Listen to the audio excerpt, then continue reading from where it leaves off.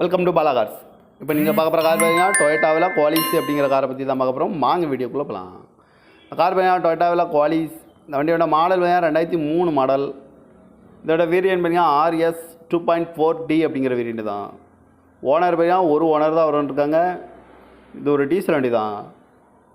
Kilometre பார்த்தீங்கன்னா 2,10,100 kilometre running ஆகிருக்கு. No service record தான்.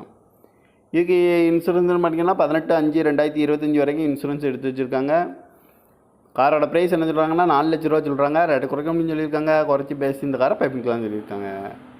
ஏசி வந்துடும், பவர் ஷேரிங், பருண்டோ, ரூப் ஏசி வந்துடும்.